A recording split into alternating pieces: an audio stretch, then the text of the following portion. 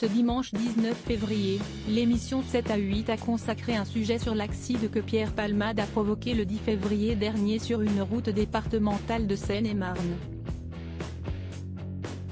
Dans le reportage, François Rollin, l'un de ses amis, est revenu sur ses addictions. Depuis le 10 février dernier, Pierre Palmade fait l'actualité pour une triste raison. L'humoriste de 54 ans a provoqué un grave accident sur une route départementale en Seine-et-Marne.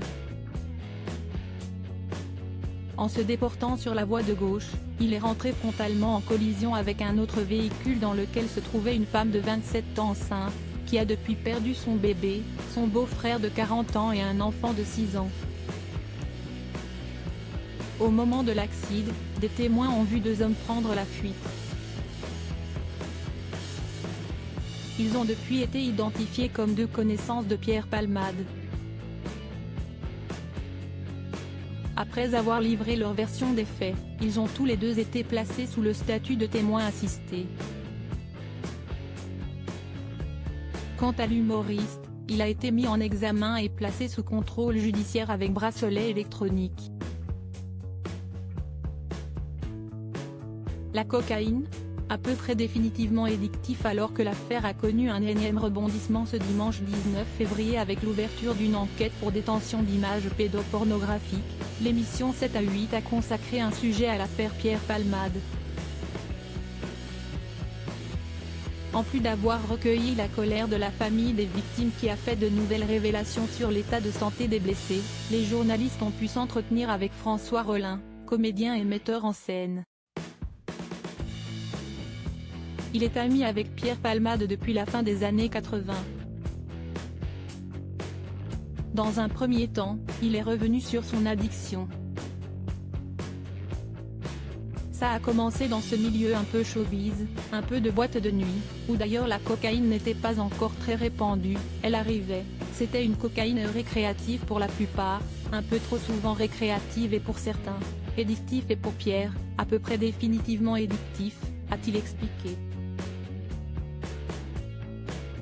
Il m'a laissé lui parler comme un papa. Les mauvaises rencontres que Pierre Palmade aurait faites dans sa vie l'auraient entraîné, selon lui, dans une autre addiction, à savoir les drogues de synthèse.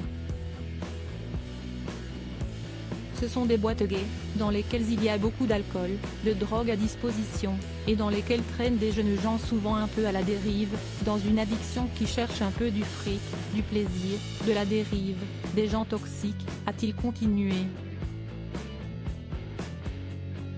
Il a ensuite dit qu'il avait l'impression qu'il avait une quadruple addiction.